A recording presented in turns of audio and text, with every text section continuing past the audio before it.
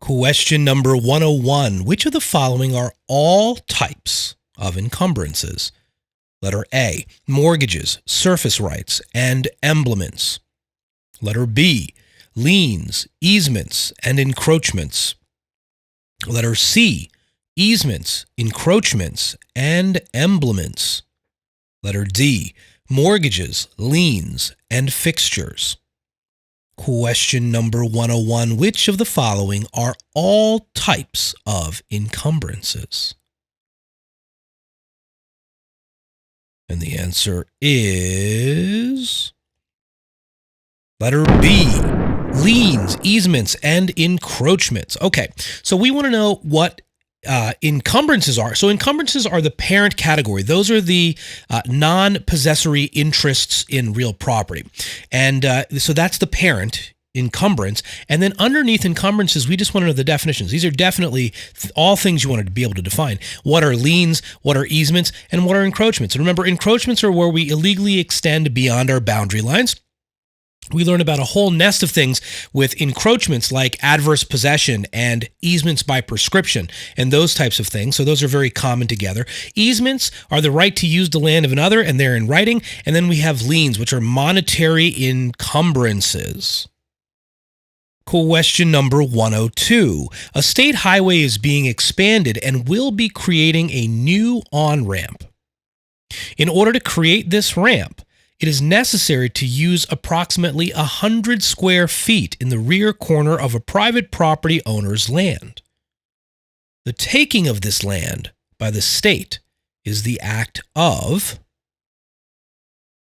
is it letter A, eminent domain? Letter B, highest and best use? Letter C, subordination? Letter D, condemnation? Question number 102. A state highway is being expanded and will be creating a new on-ramp.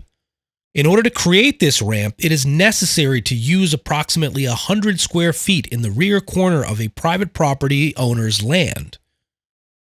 The taking of this land by the state is the act of,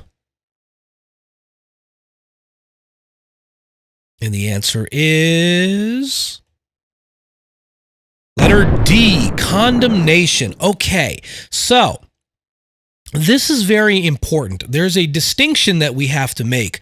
And in real estate courses, you will many times learn condemnation and the phrase eminent domain as two separate things. Now, you want to know the difference because they do this on examinations. They will throw in eminent domain, which was the number one wrong answer. So highest and best use and subordination we can kick, right? Those two are probably the lower probabilities. But condemnation and eminent domain, a lot of folks are going to pick eminent domain.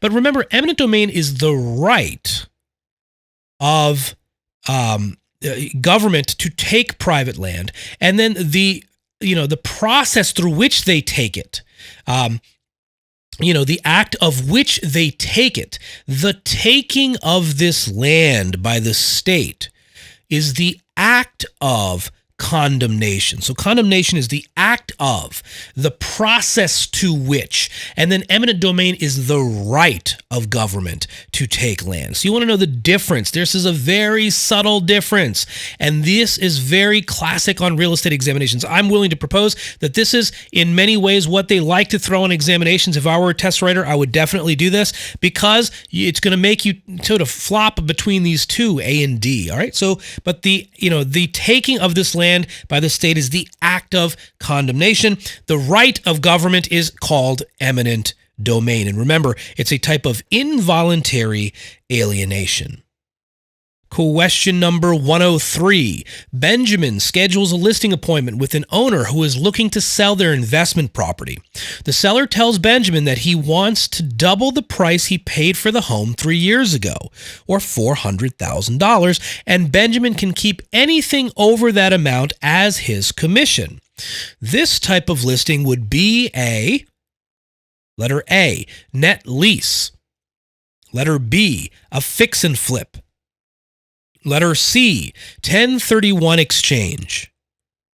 Letter D, net listing. Question number 103. Benjamin schedules a listing appointment with an owner who is looking to sell their investment property.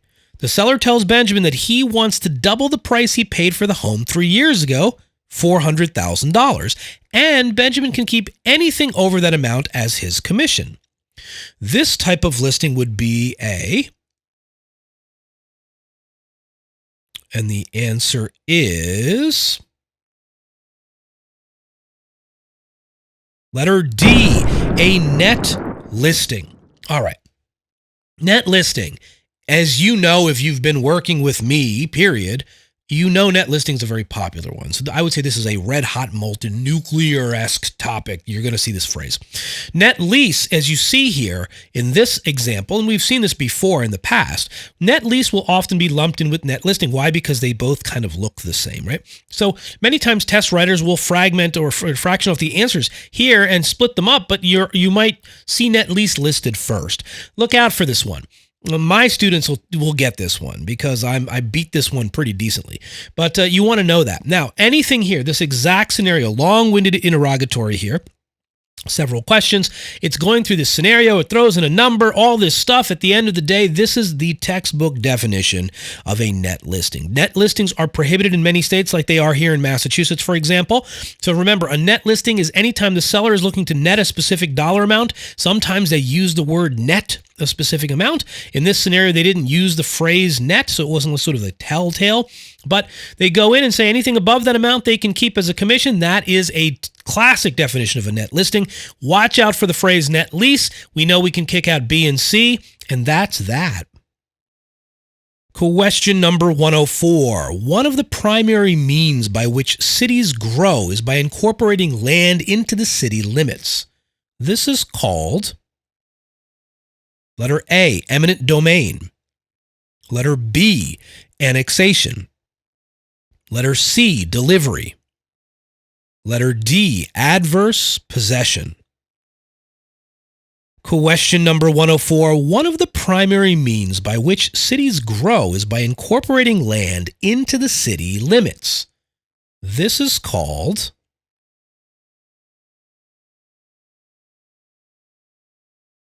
and the answer is letter B, annexation. Okay, so annexation is the process of acquiring or adding on to.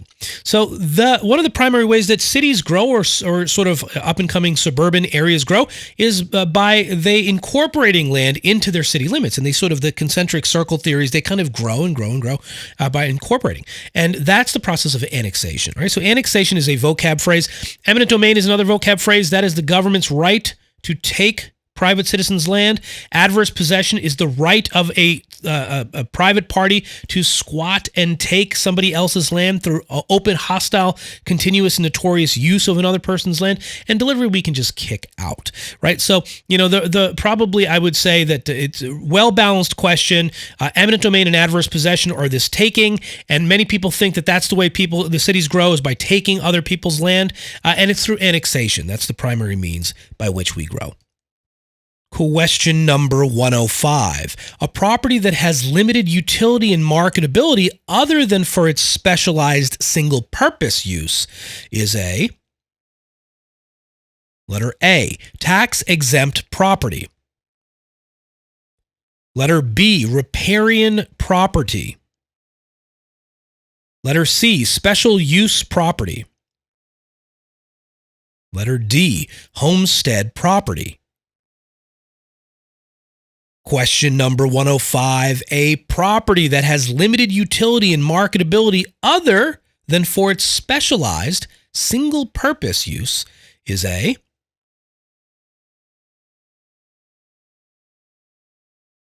and the answer is letter C, special use property. This, many times we can use deductive reasoning to try to figure out what it is. So riparian, remember, are water rights that deal with rivers and flowing bodies of water. So riparian rights wasn't appropriate there unless we're talking about water rights of some kind, then maybe it plays. So we can kick B out. A tax-exempt property really doesn't have this, situation here where it's, limited utility and marketability. We don't know. Tax-exempt properties could be a university campus. I mean, for all we know. So letter A really wouldn't be it. So I would kick out A and B if I were looking. And then homestead property, that's if it's your primary residence. Homestead exemptions or homestead properties are where you're legally domiciled, right? So it says nothing about any of that stuff. So really, at the end of the day, limited utility and marketability other than its specialized single-purpose use, special use properties. It's even saying it there, specialized purpose or specialized use, special use property. Question number 106. A buyer offers $425,000 for a home listed for $450,000. The appraisal comes in at $410,000. If the buyer's lender requires a loan-to-value of 80%, how much of a down payment must the buyer make? Is it letter A, $122,000? Is it letter B, $97,000? Is it letter C, $85,000? Or is it letter D, $82,000? Question number 106. A buyer offers $425,000 for a home listed for $450,000. The appraisal comes in at $410,000. If the buyer's lender requires a loan-to-value of 80%, how much of a down payment must the buyer make?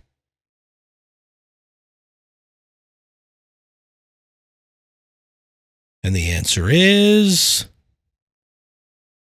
letter B, $97,000. Okay, so let's get into the explanation of this, just so you can kind of see how this is going to work. Okay, so question 106, the buyer offers $425,000 for a home listed for $450,000. The appraisal comes in at $410,000. If the buyer's lender requires a loan-to-value of 80%, how much of a down payment must the buyer make? So, the end of the day, what we want to remember here is that the lender of any transaction will always lend on the sales price or appraised value, whichever is less. So they're going to be conservative as to what they feel the valuation is, and they're going to go with the lower of the two numbers. So let's say if the appraisal comes in higher than you anticipated, good for you. It's worth more money according to the appraiser's opinion, but the lender's only going to lend based off of the sales price. If that's lower, then they're going to lend on that. So no matter what, the buyer has to make up the difference when it comes down to a down payment. And that was the trick with this question. So step here is the maximum loan amount is based off of the appraised value, not the purchase price. So the purchase price was higher in this case, and the appraised value came in lower. The total home is listed for $450,000. So 80% of the $410,000, which is going to be the appraised value, is $328,000. So we take 80% of that value, and that gives us $328,000. So this is the maximum the lender will finance. Now, remember, the lower of the two numbers, the sales price or the appraised value. That is the trick. Then what we do is we subtract this amount from the purchase price to find the down payment the buyer will need. So the buyer's agreeing to pay $425,000 minus the $328,000, and that brings us to $97,000. Question number 107. What is the primary difference between joint tenancy and tenancy in common? Letter A, joint tenancy can be passed to their heirs. Tenancy in common is characterized by the right of survivorship. Letter B, tenancy in common can be passed to heirs. Joint tenancy is characterized by the right of survivorship. Letter C, tenants in common have the right to survivorship, and joint tenancy can be amended to a tenancy in common. Letter D, both joint tenancy and tenancy in common can be passed to individuals' estates at death, but joint tenancy transfers automatically, and a tenancy in common requires a will. Question number 107. What is the primary difference between joint tenancy and a tenancy in common?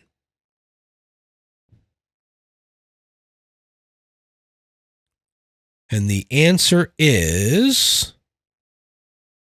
Letter B, a tenancy in common can be passed to heirs.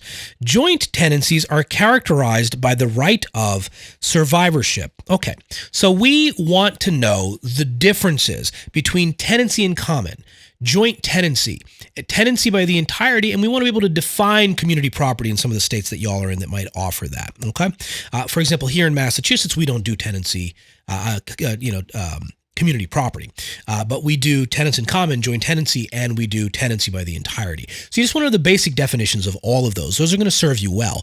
And you want to know the buzz phrase, rights of survivorship. So the right of survivorship is something pretty critical that you see. So you want to know which one of these have the right of survivorship and which one doesn't. Right of survivorship is one of those things that sometimes when I teach it, it's a bit counterintuitive, right? So you want to know what the difference between having the right of survivorship and no right of survivorship and sort of how that works. The right of survivorship means that the surviving co-owners get the ownership. It doesn't pass to the heirs. If you have no right of survivorship, then this thing will pass on to the heirs or whatever directive that you have upon death. So you want to know the difference there. And in this example, they gave you sort of this long-winded thing, but the reality is this is a very common style of question where they kind of go into it a little bit. You want to know that right of survivorship. So joint tenancy is characterized by its right of survivorship. That's absolutely a major component of it, and the tenancy in common can be passed on to heirs. Everything else here, you have to be careful because it's just not correct. Joint tenancy cannot be passed on to heirs automatically, and a tenancy in common is not. So this is the exact opposite of B. Tenants in common have the right of survivorship, and joint tenancies can be amended to a tenancy in common. That's not necessarily true. And a tenancy in common has the right of survivorship. That's absolutely not true. So C is incorrect. And then B, both joint tenancies and tenancies in common can be passed to individuals' estates at death, but joint tenancies transfer automatically and a tenancy in common requires a will. That's not necessarily true either. Okay? So B all day is your answer. It is the correct statement. Question number 108. Which of the following is a dividing wall that is shared between two separately owned properties? Letter A, a party wall. Letter B, an encumbrance. Letter C, an easement appurtenant. Letter D, a partition wall. Question number 108. Which of the following is a dividing wall that is shared between two separately owned properties? And the answer is letter A, a party wall. All right, so we want to know what a party wall is, and then you're also going to learn what a party wall easement is as well. So party wall is this dividing wall between and kind of shared between two separately owned parcels. You see it in attached housing. And there's an easement that's created, a party wall easement on the other side. So in real estate courses, you will many times learn about the party wall and then the party wall easement, okay? Question number 109.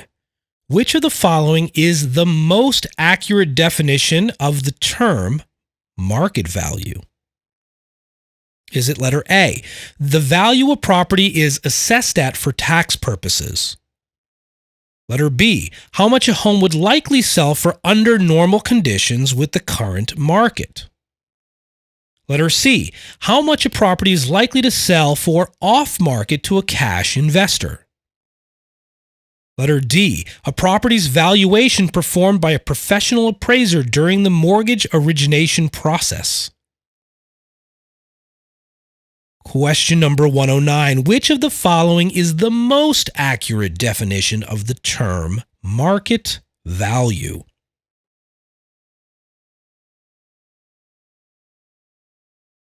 And the answer?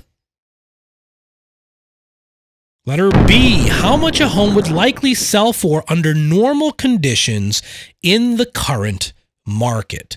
Having a working definition of the phrase market value, market price, sales price, cost, all of these different things are going to be found within the appraisal sections of your textbooks. Understanding a basic working definition of what market value is going to be very helpful in what's going on. Now, again, not to be confused with what is the definition of a an appraisal, right? That's what's going on here.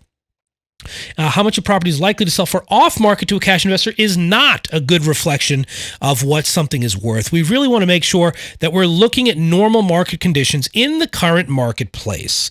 And the assessed value of a property is not the best definition of market value. That's the assessed value. Question number 110. A term within a mortgage loan contract that states a property's title will be transferred to the borrower once the mortgage is fully paid off is it letter A, endorsement? Letter B, purchase option? Letter C, defeasance clause? Letter D, possession clause? Question number 110. A term within the mortgage loan contract that states that the property's title will be transferred to the borrower once the mortgage is paid off fully is A. And the answer is letter C, defeasance clause. All right, defeasance clause is definitely a vocab phrase that you want to know. There's a couple of clauses in a mortgage that are very popular. Number one, defeasance clause. And you want to know, this is a pretty reasonable, solid definition of what that is. Alienation clause and acceleration clause. Those are pretty popular. Those three, all right? So defeasance clause, alienation clause, and acceleration clause. You want to know those for the exam. There's a few other ones, but those are pretty high probability, I would say. You see them over and over and over on practice exam questions. But the defeasance clause is a term within the mortgage contract that states the property's title will be transferred to the borrower once the mortgage is fully paid off. And that is the textbook definition of defeasance clause. Question number 111. Property owners whose land abuts a flowing river or stream have the right to make reasonable use of the waterway according to, is it letter A, riparian rights? Letter B, the bundle of rights? Letter C, the Clean Water Act? Letter D, littoral rights?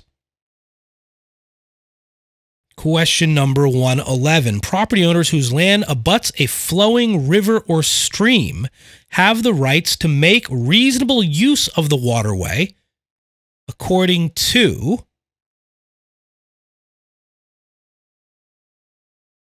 and the answer is letter A, riparian rights. Okay, so remember, riparian rights are rivers, streams. Riparian rights deal with flowing bodies of water, such as rivers and streams.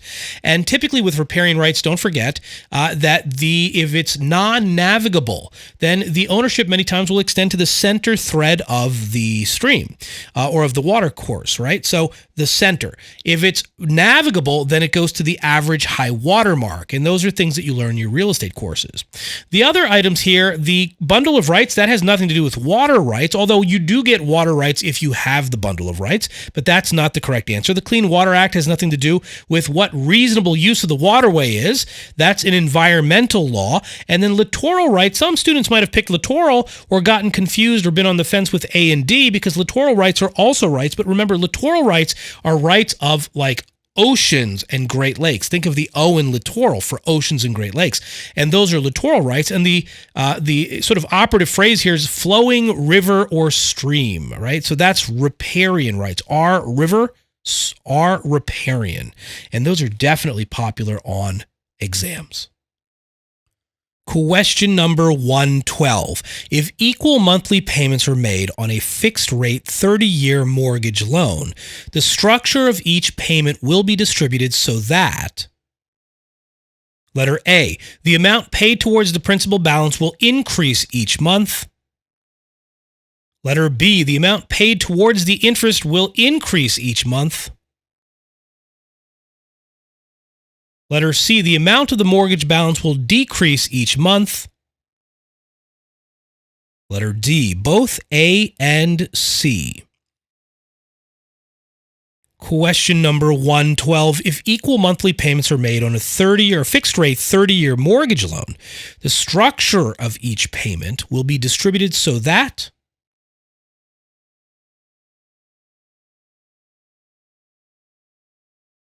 And the answer is letter D, both A and C. Okay, so this is one where we want to know both of these for something that works on a fixed rate, mortgage repayment, fully amortizing. Letter A is the amount paid towards the principal balance will increase. So we pay more of the principal balance over time. On a fully amortizing loan, we pay more towards principal and less towards interest. Initially, it's more towards interest and less towards principal, and then the pendulum swings the other way towards more principal reduction. So at the end of this 30-year thing, we've paid it off completely. And then also, the amount of the mortgage balance will decrease, obviously, each month. So be very careful on questions like this as you're looking, and there are more than one correct answer. The letter B here, the amount paid towards the interest will increase each month, is not true. You're paying interest down over time, although it is fairly interest heavy in the initial several years of this transaction. Question number 113. If a buyer purchases a home on a lake and a boat was included in the purchase, what document is most likely to be required in order to transfer ownership of the boat? Letter A, a deed. Letter B, a purchase and sales agreement. Letter C, a bill of sale. Letter D, a tax stamp.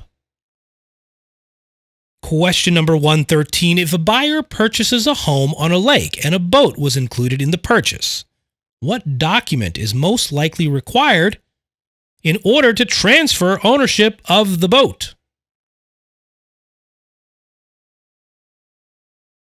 And the answer is letter C, a bill of sale. Okay, so to show personal property, which the boat was personal property, this is really a fundamental question of what is real property and what is personal property. Check to those definitions. Personal property is anything other than real property. Personal property is also referred to as personalty, and sometimes on exams, don't forget, it's called chattel. So then what you got to know is that a deed is the document that conveys or transfers ownership of real property, and the bill of sale transfers ownership of personal property. That's the classic, what is real, what is personal property.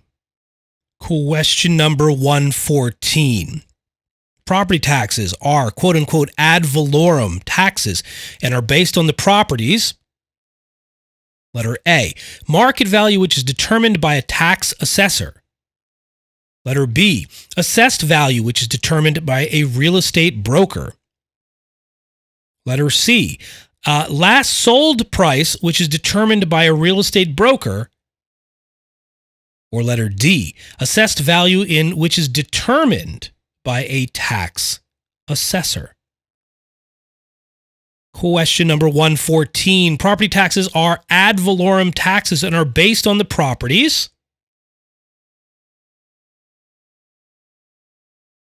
And the answer is letter D, assessed value, which is determined by a tax assessor. Okay, letter B and C are out. The real estate brokers have nothing to do with tax valuation. Ad valorem taxes is Latin for according to value. So you want to know that absolutely for real estate examinations. Ad valorem equals according to value. Now, according to whose value? According to the tax assessor's value. Now, it's assessed value, not the market value, which is the most probable price a property will sell for in a regular market environment. So, many times we know that market value and assessed value, there's a divergence between the two of those numbers. So, again, it's not the market value, which is determined by the tax assessor. This would probably be the number one wrong answer. C and B and C we can kick out. So, D, all day long, the assessed value, which is what ad valorem means, is the assessed value according to a tax assessor. Question number 115. A buyer is purchasing a home for $550,000. If they put a $10,000 deposit at the time of the contract was signed, and they are getting a mortgage to finance 90% of the purchase price, how much money will they bring to the closing for the down payment? Is it letter A, $55,000. Letter B, $49,500. Letter C, $45,000. Letter D, $44,500. Question number 115. A buyer is purchasing a home for $550,000. If they put a $10,000 deposit at the time of the contract was signed and they are getting a mortgage to finance 90% of the purchase price, how much money will they bring to the closing for the down payment? And the answer is letter C, $45,000. Okay, let's take a quick peek at the rationale to this question. As you'll see, these are very common, where you're going to see down payments and purchase prices and deposits and LTVs. These are all the pieces that they give you on these types of questions.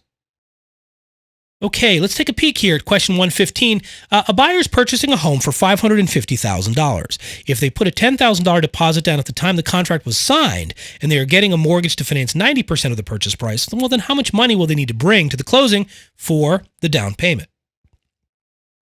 Okay, so since we know that the buyer is financing 90% of the purchase price, we want to find the total down payment amount, which is 10% of the $550,000 purchase price. So to do that, we just simply take 10% of the $550,000 and we come up with $55,000. Well, the buyer, it says in the test question, already put up a $10,000 deposit when the contract was signed, which is a very normal and customary thing to do. We call that earnest money deposit. This can be deducted from the total down payment due. So then we just simply subtract. Well, the total down payment of 10% is going to be $55,000. They already put down $10,000, so $55,000 minus $10,000 equals $45,000 due at closing. The big tricks with these questions is just getting it sorted, how much they're buying the property for, what they're putting down. Sometimes they throw in curveballs where there's an appraised value that comes in. Don't forget that the appraised value or the purchase price, the lesser of the two, is what the banks determine their loan amount to be based off of. But in this case, we didn't have any of that. This was pretty much a straight one. Hopefully you'll get something like this on your exams. Question number 116. Which statement most accurately demonstrates the difference between condominium owners and cooperative owners? Letter A. Condominium owners own their units plus a share of the common areas, while cooperative owners only own their individual units but have no ownership interest in common areas. Letter B. Condominium owners own individual units while cooperative owners do not own their units. They own shares in a corporation that owns the building.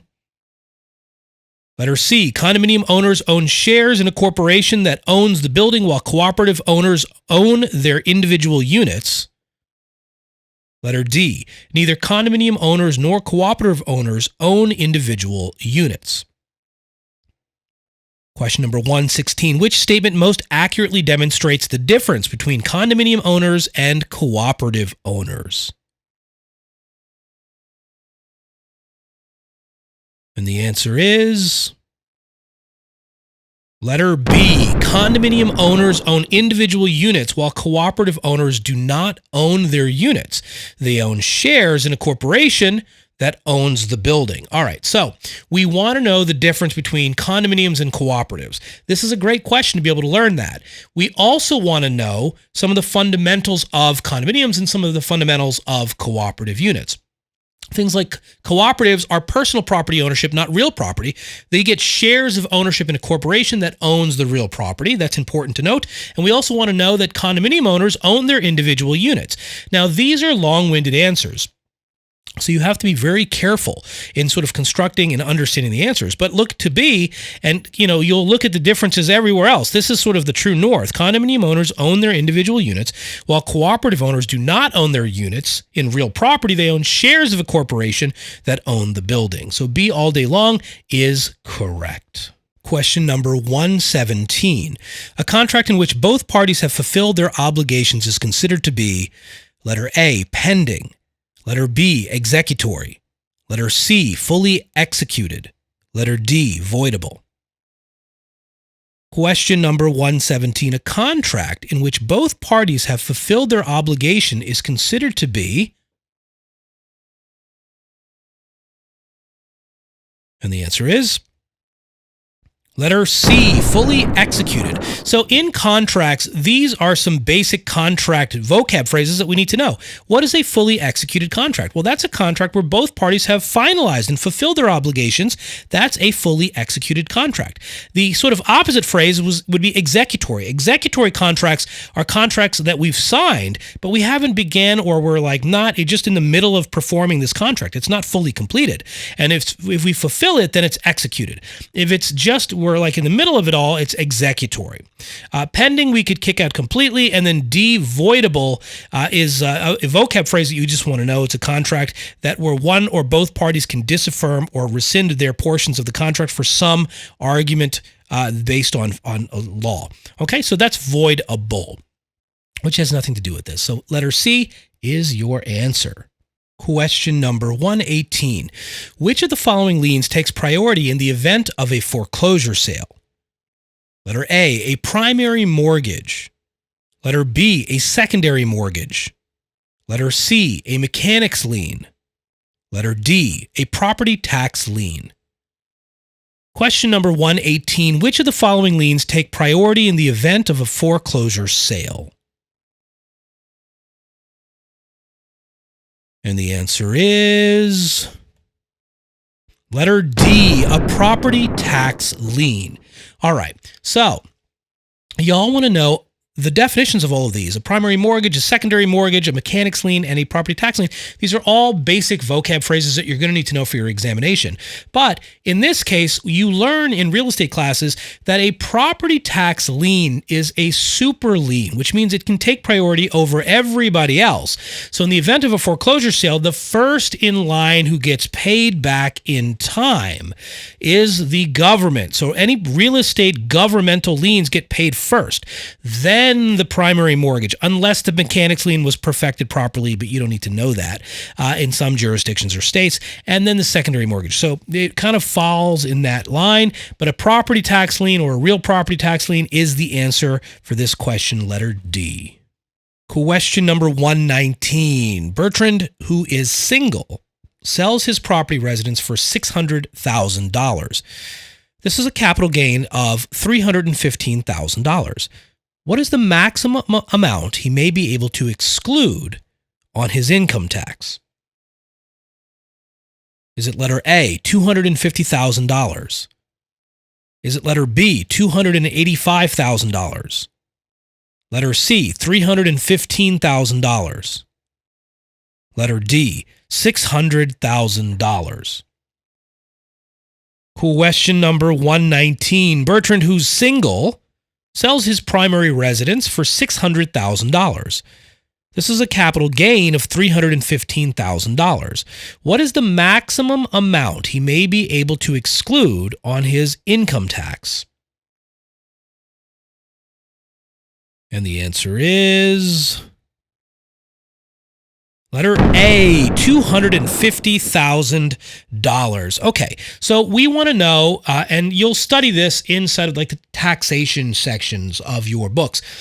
What is the capital gains? Well, sort of what is cap gains, and what is the exclusions to the capital gains tax? Now, just so you know, always double check the numbers. Many times in textbooks, they haven't updated them. If any of the rules and regulations change, you want to get that from the source. I would get it from Revenue Services. That's probably the best spot to do it to make sure you're getting the accurate information. But as of the recording of this, it's an exclusion for a single person up to $250,000 in any gain realized as an exclusion for capital gains income tax. Question number 120. Which of the following is least likely to be a major consideration of a planning board when making a decision to approve a developer's approval for a new subdivision? Is it letter A, environmental impact? Letter B, cost of building materials? Letter C, infrastructure needs in the community? Letter D, zoned permitted use of the location? Question number 120. Which of the following is least likely to be a major consideration of a planning board when making a decision to approve a developer's approval for a new subdivision? And the answer is Letter B, cost of building materials. All right, so again, this is an interesting question in the fact that, what's kind of subtle that some students will miss is which of the following is least likely to be a major consideration? Least likely to be a major consideration of this planning board when a developer comes to them and says, hey, listen, I want you to approve my subdivision.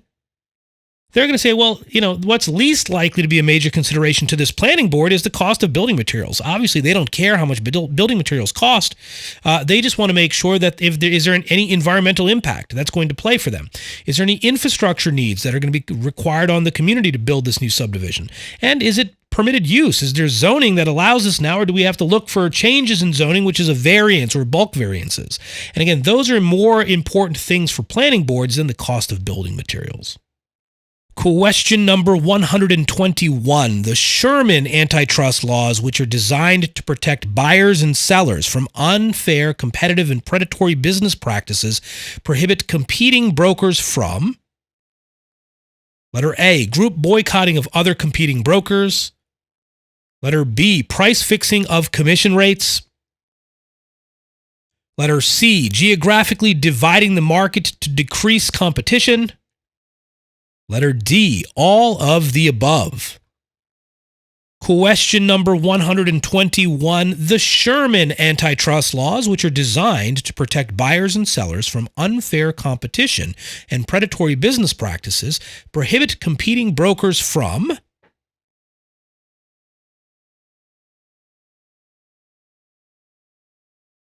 and the answer is letter D, all of the above. Okay. You need to know Sherman antitrust, and you need to know these items. And the truth is there's a lot of learning in questions, and I've said that before. In this question and the set of answers, this basically defines exactly what I would say a student should know about Sherman. If you can keep it boiled down or distilled to this, then you're sitting pretty, because the test questions here are going to be general, things like this, and you just want to know those things like group boycotting, price fixing, and allocation of customers and markets are what basically A, B, and C are. So they're all of the above, and that's what the Sherman antitrust laws protect or prohibit against. Question number 122.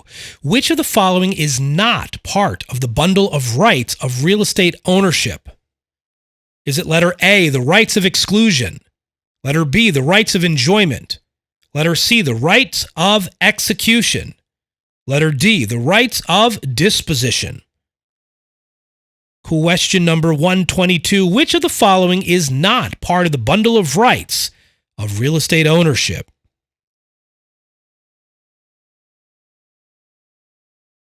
And the answer is letter C, the right of execution. Okay, so the bundle of legal rights. There's 5 typically that you learn in all real estate courses. The right of exclusion, the right of enjoyment, the right of disposition, the right of control, the right of enjoyment, right? So these are all the 5 that you typically see, and you want to remember those. Those are good to memorize. I did a fun little YouTube video a little while back with my son and some illustrative firewood, so you can look that up on YouTube if you want to.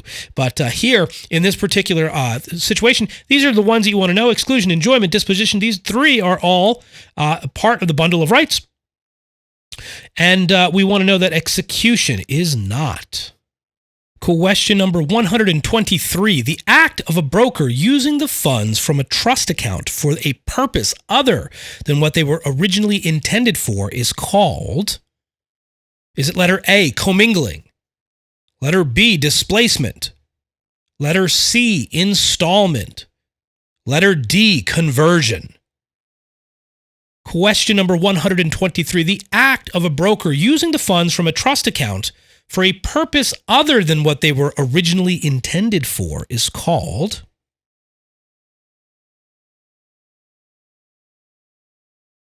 and your answer is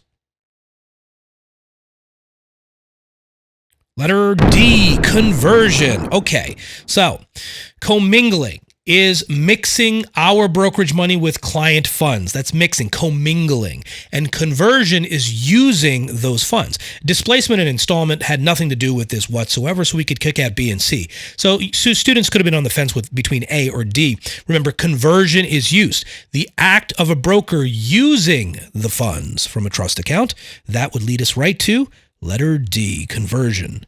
Question number 124. Which of the following involves offering an asset of value in exchange for a loan? Is it letter A, hypothecation? Is it letter B, due diligence? Letter C, proof of funds? Letter D, concession.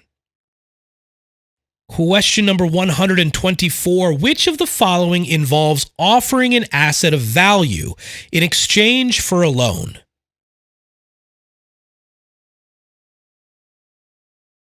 And the answer is letter A, hypothecation. So hypothecation is the offering of an asset of value in exchange for a loan. That is a vocab phrase that you absolutely are going to see on real estate examinations, practice questions. You're definitely going to want to know it, okay? Due diligence is sort of doing your homework as you're getting into a transaction. Proof of funds really has nothing to do with it. And a concession is something in contractual language that we can talk about, but that's not offering an asset of value in exchange for a loan. All day long, hypothecation. Learn the definition. It'll serve you well. Question number 125. Which of the following is or are addressed under the TRID, the TILA RESPA Integrated Disclosure Rule? Is it letter A? Written estimates of terms and costs of a mortgage loan must be provided to a consumer. Letter B, lenders are required to provide the consumer with good faith estimates of credit costs within 3 business days of receiving a completed loan application. Letter C, the closing disclosure replaces a previously used document called the HUD-1 form. Or letter D, all of the above. Question number 125. Which of the following is or addressed under the TRID, which stands for the TILA, Truth in Lending Act, RESPA, Real Estate Settlement Procedures Act, Integrated Disclosure Rule?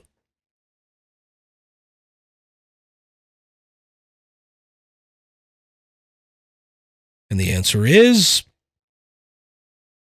letter D, all of the above. Okay, so you want to boil it down, and in my courses, you learn that many books overdo it when it comes to the TILA RESPA Integrated Disclosure Rule, especially in terms of real estate brokerage, right? If you are a mortgage loan originator, then you really need to go deep and you need to know very detailed specifics.